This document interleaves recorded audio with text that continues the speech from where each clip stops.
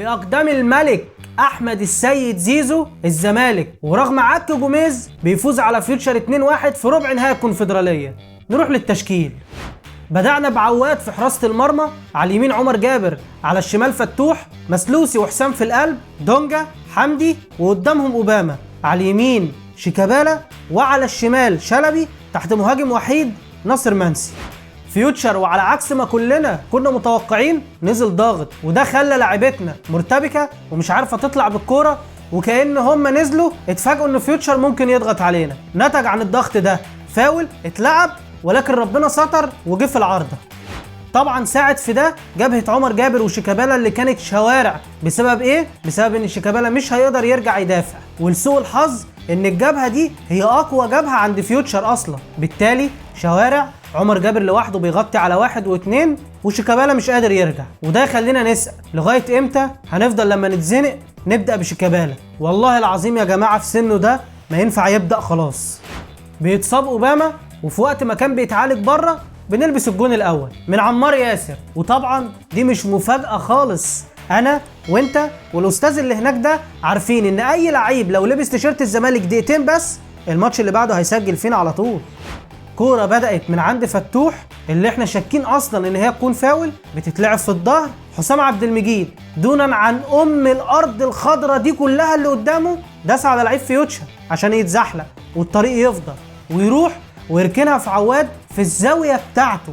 وعواد بصراحه ما يطمنش، بس كده كده طول ما صبحي بره فالمصيبه هتبقى اهون. 1-0 لفيوتشر، والماتش كده بدايته والسيناريو بتاعه مش رايح في حته كويسه خالص.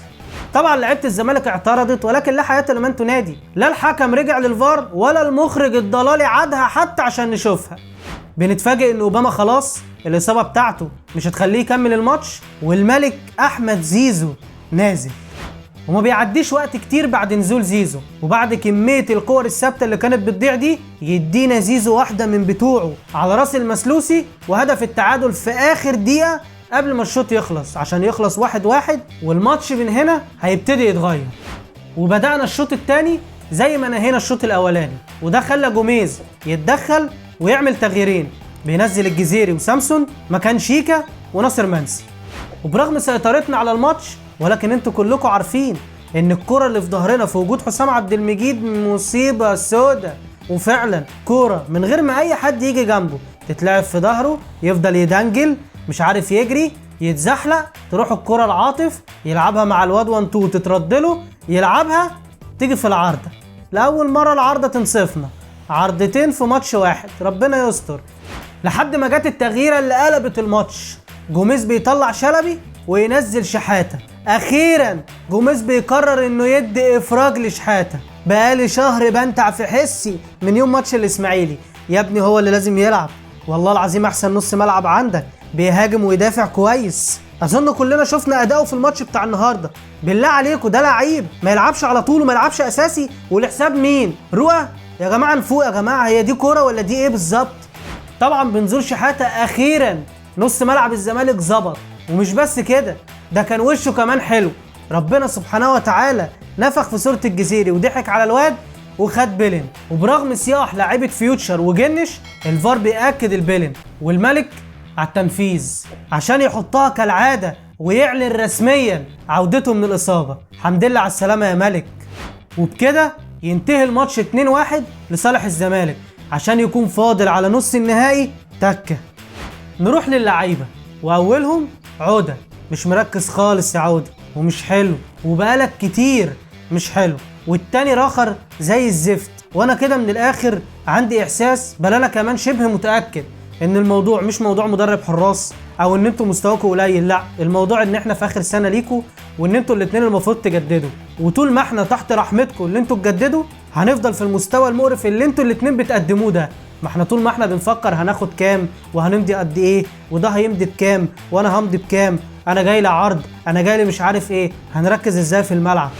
حمزة المسلوسي تسلم يا ابو الرجوله، مش بس شايل الدفاع لوحدك وكفايه انك انت مستحمل واحد زي حسام عبد المجيد ده جنبك، لا كمان بتطلع كمان في الكور الثابته وبتجيب لنا جون التعادل.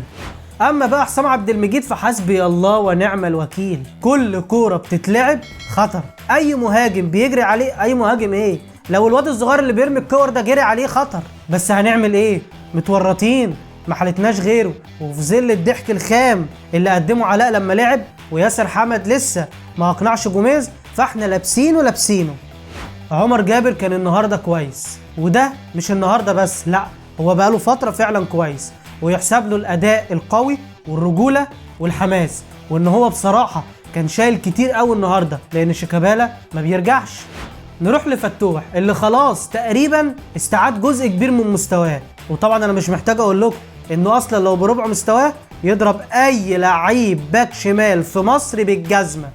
نروح بقى لدونجا اللي ماتش عن ماتش عمال يتقل ويعقل ويبقى فعلا لعيب نص ملعب يقدر يشيل نص ملعب نادي الزمالك. عاش يا دونجا وكمل وهتروح يا ابن المنتخب.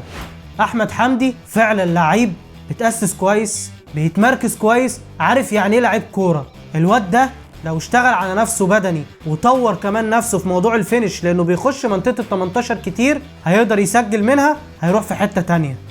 اوباما النهارده ما لعبش اكتر من 25 دقيقه لانه اتصاب وخرج، ولكن كان كويس في الفتره اللي هو لعب فيها وكان بيتحرك كتير، وكلنا عارفين ان اوباما بتاع الدوري والكاس غير اوباما بتاع الكونفدراليه خالص. شيكا والله العظيم ما ينفع يبدا اساسي يا جماعه، السن ليه احكام والله. شلبي كان كويس النهارده برغم انه برضه لسه مربوط في الخط ومش عايز يخش لجوه ولا يشكل خطوره حقيقيه على المرمى. معرفش هنفضل في لعب الفلاحين ده لغايه امتى يا شلبي. ناصر منسي زيه زي اي مهاجم في الزمالك، حبه فوق وحبه تحت، والحبه اللي تحت اكتر بكتير قوي من الحبه اللي فوق، وان شاء الله على اخر الموسم كل الصف ده يتغير. الجزيري ربنا نفخ في صورته النهارده لما نزل وجاب البلن وكان بيتزحلق يعني وبيعمل شويه شغل كده، يعني كان بيحاول، بس برضه ان شاء الله يمشي. اما سامسون كان على غير العاده مش كويس ومركز في انه يثبت انه بيعرف يلعب كوره وانه عايز يستلم ويباصي وبتاع، وده خد من اللي هو اصلا بيعرف يعمله. وبرضه ان شاء الله مع الجزيري ومع ناصر الثلاثه باذن الله بره الموسم الجاي. اما بقى حبيب قلبي شحاته اللي نزل قلب الماتش، يا رب يا جوميز تكون فهمت ان ده لعيب ما ينفعش يقعد. لا والأوسخ انك بتقعده لحساب مين؟ رؤى. يا عم حرام عليك ما تشيلناش الكرة سهلة، الراجل لعيب صغير ودولي وبيلعب مع المدير الفني الأجنبي لمنتخب مصر الأولمبي أساسي، ولما لعب معاه غير لك الشكل وساعد دونجا في الواجبات الدفاعية وكمان طلع بالكرة وهاجم، ونص الملعب ما ظبطش غير لما نزل. أبوس إيدك سيبه. أخيرا الملك أحمد السيد زيزو، والله العظيم كنوز الدنيا ما تغنينا عنك يا ملك، مهما يقولوا هنجيب مين لما نبيعه، انت واحد بس. جوميز عكنا كتير قوي النهارده يا كوتش، بالذات على مستوى التشكيل اللي انا لغايه دلوقتي مش فاهمه، او على مستوى التغييرات باستثناء تغيير شحاته اللي قلبت الماتش، اللي انت مقعده كل ده في التلاجة جنبك. بس ماشي هندعم عشان احنا ما قدامناش غير ان احنا ندعم، ولازم نكمل وان شاء الله ربنا يكرمنا. اخيرا رجاله الزمالك يا ريت نركز اكتر من كده وتفهموا ان في جمهور بالملايين وراكم مستني البطوله دي باي طريقه. خدنا خطوه لنص النهائي وان شاء الله باذن الله نوصل، ومن نص النهائي للنهائي، ومن النهائي نتوج بالبطوله.